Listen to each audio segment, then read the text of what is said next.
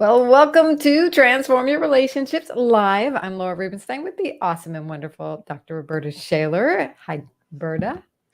Good morning, Laura, and hello to everybody, no matter what time of day it is. We're really excited to talk about new things in 22, and we hope you are too. And as you can see, today's topic is another one of those unspoken type of topics that we like to bring up here. And it's about what's holding you back from living the life you say you want. We have a lot of things going on in the world today. But what are you saying to yourself? Are you saying you want something in life, but really not doing anything about having it? Like, have you noticed that, Roberta? People are doing a lot of that lately. Well, I think the pandemic kind of slowed us down and turned us upside down for a while, but I think we've had enough time to get used to it, and hopefully we've taken advantage of it in order to think through if I'm missing something or not. Am I finding that I have retrieved a bunch of time and I like it? Or have I been absolutely stressed because there's nothing to distract me from my life? So it depends on your point of view. Yeah, and I think that, even before the pandemic, people would be like not getting things done. They're saying they really want, and then there's this reason or that reason. And the pandemic just amplified that. And now you can really hear it if you listen for it. And how can we start identifying whether we're holding ourselves back by putting in place an excuse or a reason, or we find we're not getting something done. Well, I think the results kind of speak for themselves, Laura. If you've had the same things on your to-do list or you move them from one page to the next daily and find they're not getting done, or something as simple as walking by your dining room table, which is cluttered with stuff, and every time you feel that, oh, God, that's a mess, and you don't do anything about it, then it's a good time to start questioning, what am I doing here? It is, and I love what you always say, always believe your behavior or the behavior, not the Just always words. believe behavior. Always believe behavior. Yeah, because our words are cover-ups often, they're excuses, they're, reasons, if you prefer. There's no difference between excuses and reasons, but all those things are there, and then we need to keep going and moving forward. But if we find that we're not doing that, the question is, "What am I doing?" So always believe behavior. Because if you're I think I'll just watch another episode of The Housewives, rather than move my business forward, you clearly see the issue.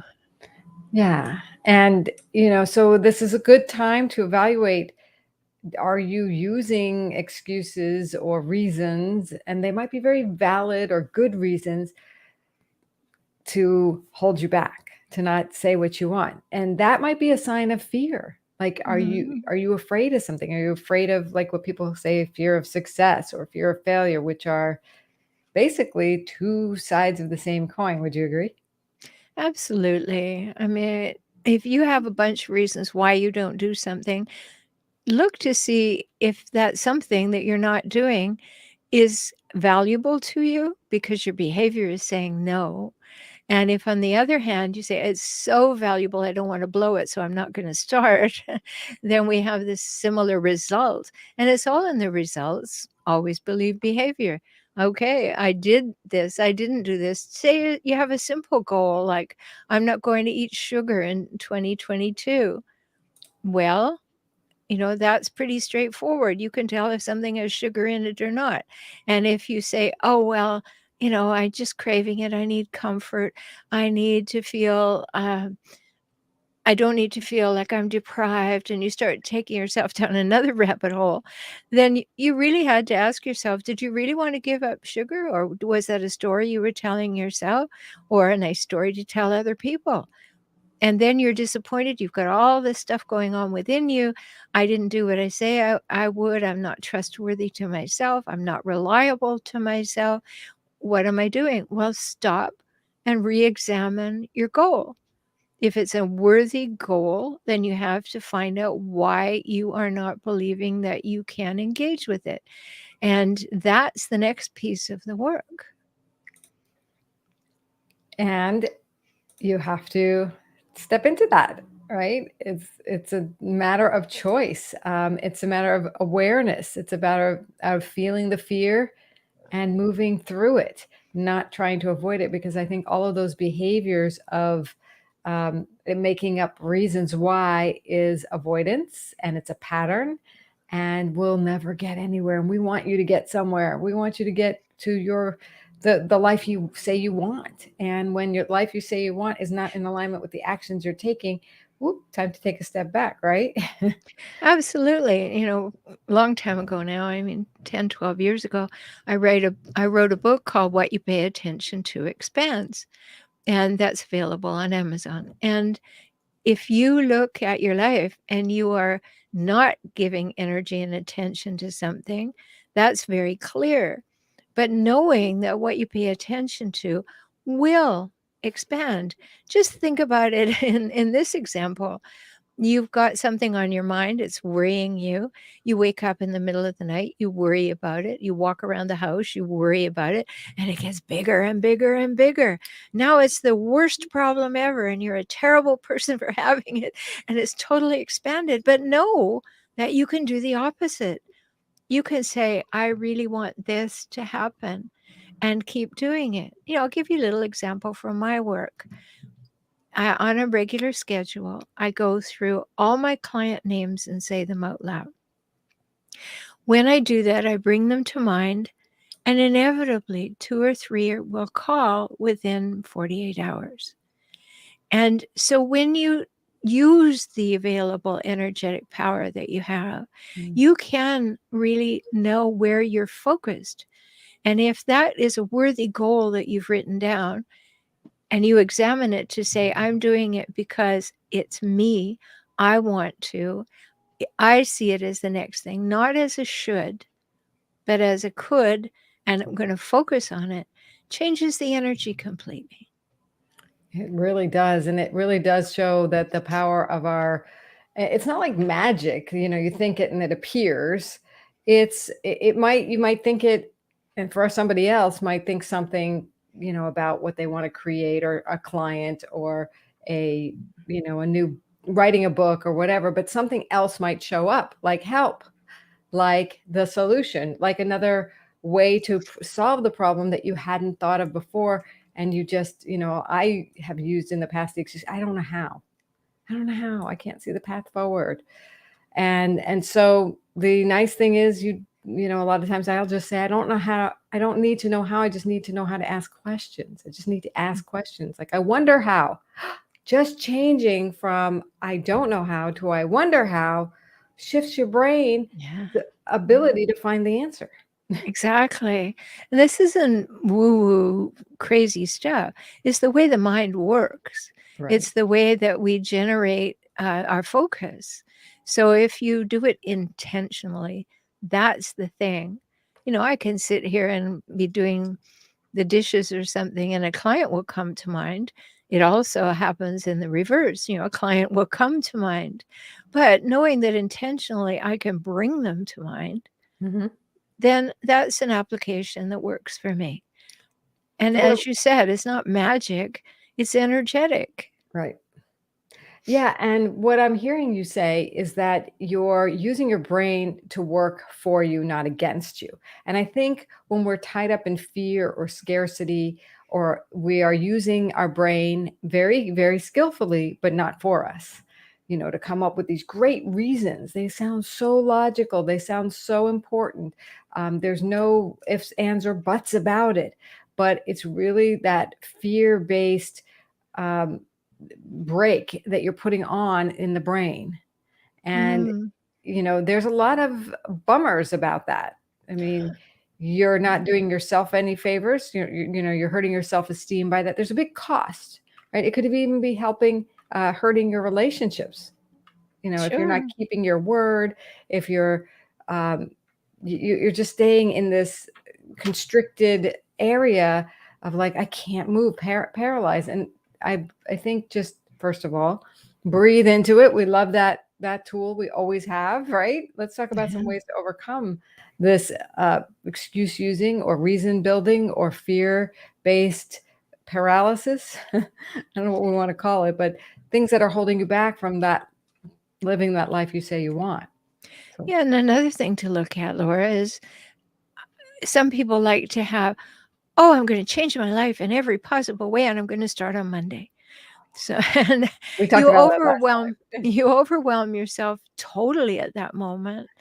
You know, when I wrote Pack Your Own Parachute, I put in there that you need to attend to the TTDCs that we've talked about before. Break things down into teeny tiny doable chunks. You know, if you're going to stop eating sugar, to stay with that example, how about cutting it back by 20% tomorrow? Stick with that for a week. Cut it back again by 20%. Pretty soon you won't be eating sugar, but it will not have caused you to say, oh, that's too hard. And that's a block that we run up against. We choose too many goals at the same time. They're all too big. And it's like predestined that we are not going to be able to do all of them at the same time because there's too many and they're too big. But if you choose one for the next 3 days that is very small, like I will eat 20% less sugar today, it's measurable. You can feel good about it. You will not have your body go into convulsions and withdrawal, and you will feel very successful. I did it.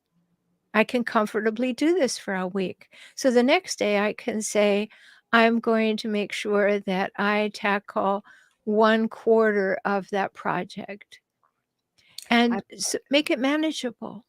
with my hypnosis clients, I like to call it building mental muscles, right? So we practice doing little things and we build that muscle. So we practice another thing and, it's just a muscle and it's not linear, if you may have some backslides, but if you're using your brain to help you, to say things that are like really positive in a good, moving you forward, then start just taking tiny, tiny things. We actually have a question from Voltaire on YouTube. If you want to ask a girl, how should you act? I guess if you want to ask a girl out, how should you act, do you think? So I'm wondering if that's a question of like having a fear of paralysis of moving forward in relationships and starting relationships. Or it could be a fear of rejection. Like, I'm not going to risk being rejected.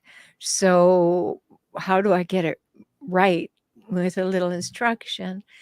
And, if you want to ask someone out, demonstrate interest in them, lean in, be curious about them, allow them to see that you can focus outside yourself and on them, and then just ask, and ask for a small thing, not you want to travel around the world this year, but would you like to grab coffee tomorrow morning? Right? And just be prepared to hear yes or no, but do the first work. Don't don't just jump into a non-relationship space and then try to create relationship. They need to know that you're safe. They need to know that you are listening. They need to know that you will give them time and yes or no is okay. And if you still like the person after they say no, say, well, I'd like to stay in touch. Is that all right with you? And you could build a relationship a little further that way. And I think letting go of expectations is really, really important. Like, you don't know whether this is really someone you want to be involved with or not. So it's an exploration on both sides, And so I love the idea of listening and, seeing where it goes, and not forcing the issue and not taking it personally if it's not the right match. Trust whatever result happens is for the highest good. It's not a personal affront, especially if you're there with a clear intention to just be curious, to find out, to see if there's a connection both ways. You wouldn't want to go out with somebody who didn't want to go out with you, right? So, or continue beyond. I love the idea of just just being open to that, positive or negative. Yeah. And, I we have to learn that a lot in business too, right? Yeah, I think it's a mark of emotional maturity that you learn to ask a question and be quite willing to hear yes or no, because then you are taking a mature approach. If you're asking and the only possible answer is yes, and then you have a hissy fit because they didn't say yes, you're pretty much that little kid in the store who can't get the candy and is lying on their back screaming and yelling and kicking their legs and telling their mother they hate them. I mean, the maturity is, oh, that's information about that person. I can then reflect to say, did I ask well? Did I develop relationship before I asked? And then don't ascribe it to they can't stand you. Maybe they're too busy. Maybe they have another person in their life that they don't want to disclose. We don't make black or white, all or nothing decisions if we're healthy. We don't ascribe that to other humans. It's all a possibility. It's all gray.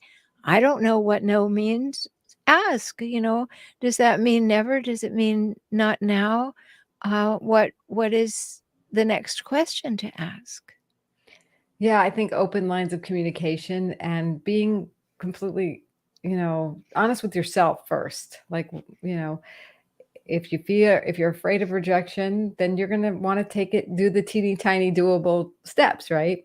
And then another question here, follow on to that, is if you have a sort of relationship and you want to keep that going more than that, what should you do? Okay, a sort of Well, relationship. Well, I don't know what that's to you, the person who's asking, but you can read the nonverbal cues. Does the person maintain eye contact? Do they walk toward you when they see you, or do they go in another direction? Do they smile at you frequently? All of these are things that you can read to demonstrate to yourself that they're interested or not. And you have to be good at that because you want to walk into success if possible. And if the person is avoiding you or gives you very terse responses to questions you ask them, or are always in a hurry to have to go somewhere else, then read those correctly. And The if other the other thing all is, else yeah, fails, ask. yeah, and I'm sorry, if all else fails, ask. I love that. And going back to your ABB, always believe behavior. Right? Is their words matching their actions? Their actions is what you believe. Exactly. That That'll give you person, everything you need to know. yeah. Really. If a person cannot stand in front of you and be relaxed and be facing you with their body and their head, if they kind of look at you like this, that's not good. If a person is open to you, they're going to stand facing you and not have their arms crossed in front of them. They are going to be showing you that they are not afraid, that they are open, and that they are conversing with you directly. But if you have someone who's saying, "Oh, well, it's nice to see you," all the time, read the cues and learn to read the cues.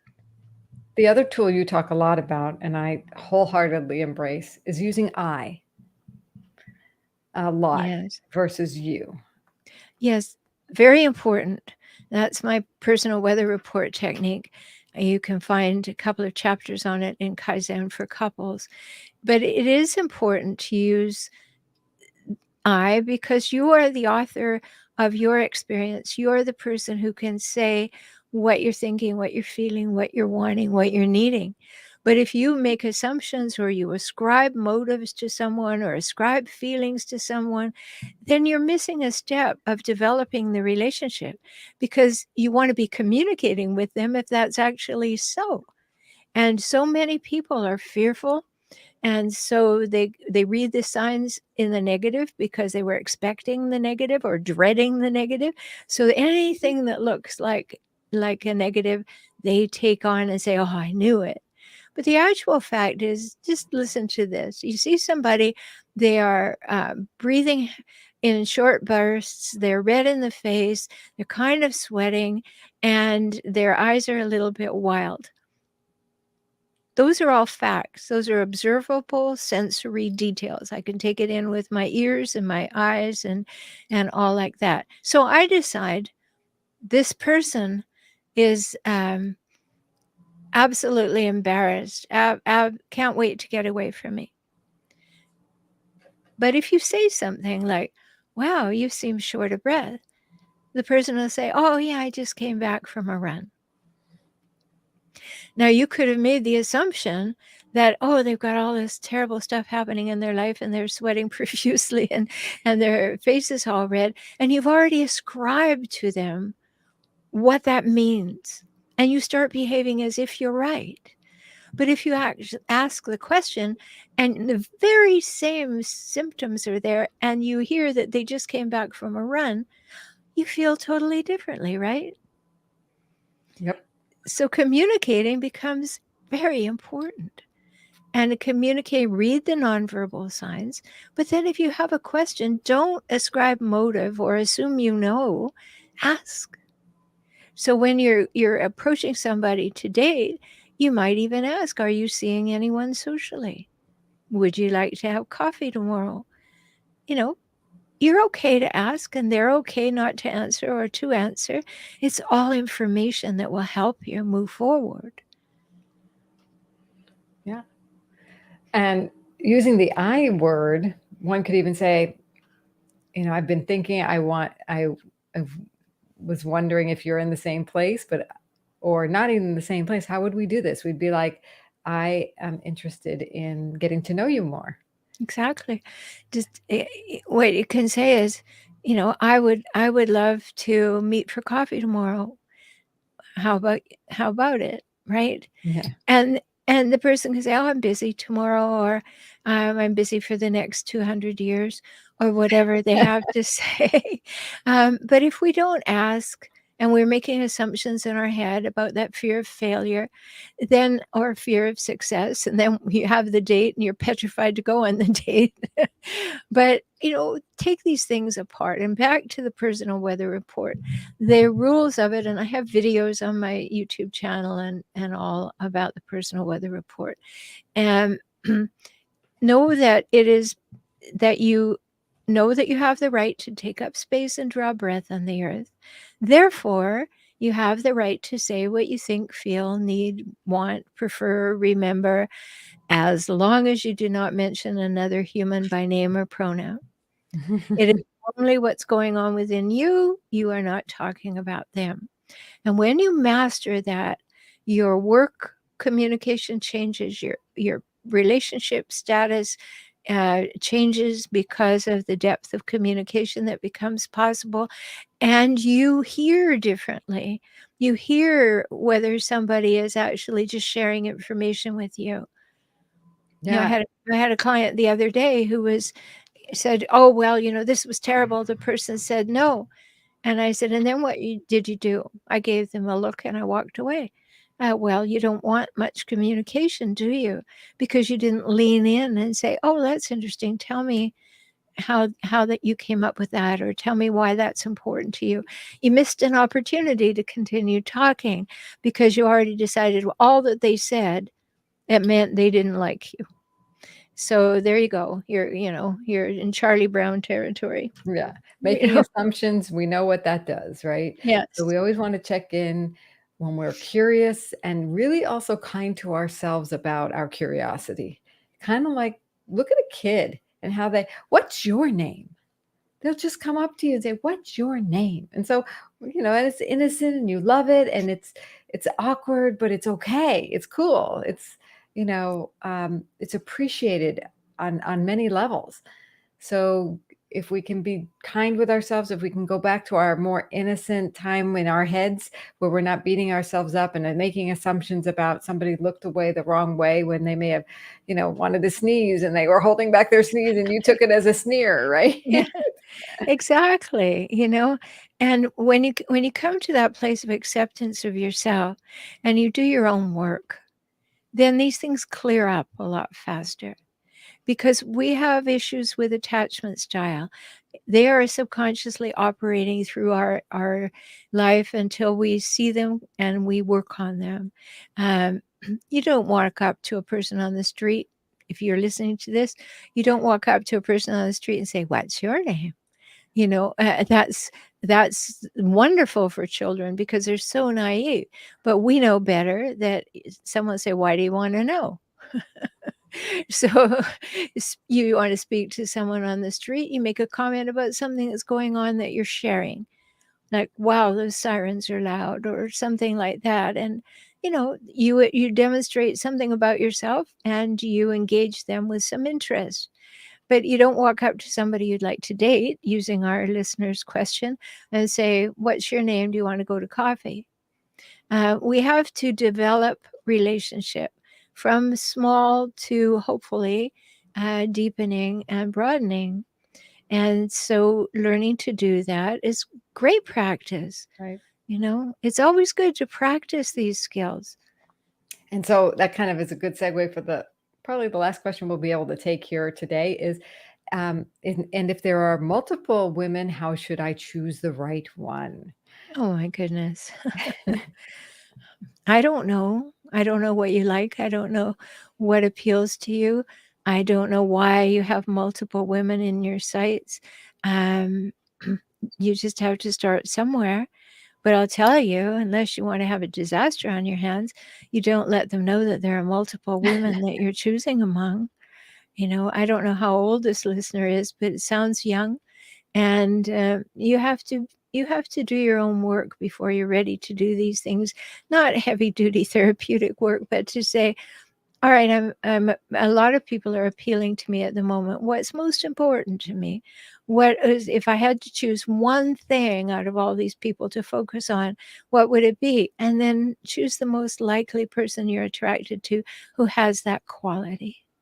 I mean, before you're in a committed monogamous relationship, if that's what you're looking for, it's okay to, meet up and date people, Sure. met multiple people. And I find it's great, like you said, practice and learning what I like. Hmm. So they're all kind of very graceful and gracious with everyone and kind to people and honest with people. I mean, before you're in a committed relationship, sure, you date whoever you want and you're learning. And then as you narrow down, this is someone I'm going to invest more in, and they're investing in me as well, emotionally, meaning spending time. Their actions are aligning with with their words, and your values might be aligning. Then you kind of spend more time, and you put the other ones who are not aligning. Um, you lessen the activity, and if you actually choose to create a significant relationship that's monogamous, then you declare it. So there's everything is out in the open, Yeah. and not in a boastful way, but in an innocent, honorable way, right? This is what I think we should do. A This is caring way. in a caring way. Yeah, in a beautiful, caring way. So coming from that compassionate, understanding, listening, willing to be vulnerable, and that's a challenge. That's Mhm. definitely something that could hold people back, is the not unwillingness to be vulnerable. And you said a key word, Roberta, earlier, which was safe. That woman has to feel safe. And how do you do that? You align your behaviors with your action, with your words. The Mhm. ABB is creating a safe space, being in full disclosure and communication, um, being kind, being a safe place for one to open up and not use, emotional blackmail or any of the, like you talk about, hijackal traits. Yeah. If you have any of those, then you're not a safe place. You know, No, you're not. And it's also important to think about what am I up to at this time in my life? Am I just enjoying my freedom and I want to pursue, what's wonderful about this person, what's wonderful about another person? You don't have to declare that in that I'm dating multiple people and this is an audition when you go on a date with them. But you can talk about where you are in your life. At this moment, I don't feel ready to become monogamous, or I don't feel ready to settle down. I just want to have fun. I'd like to go on experiences, do different things, um, and be honest about it. Women appreciate that, because I know this is a fellow asking a woman out. Women appreciate that. They don't want to lead with their emotions. And here's another thing: do not ghost anyone, because that just demonstrates that you are either fearful of telling them the truth, or you are just grocery shopping on the in the shopping aisles of potential partners, and only you matter. You don't care how they feel. Ghosting is just cowardly. And if you cannot bring yourself to say, "It was great to meet you, and I've decided to go in another direction. I wish you well," then there's something that you need to learn. It's a huge opportunity. And that's why we're here doing the Transform Your Relationship show, is because we want to support people in getting beyond these fears, getting beyond the patterns that really disable you. And I'll just leave with with my final thought about: don't let fear run your life unless you're in physical danger. Then run for your life. Absolutely. I think that's really good advice. And until we see you all again, treat yourself well. Be your own Valentine. Talk soon. Yes, and we're here for you at these links. Bye for now. Bye bye.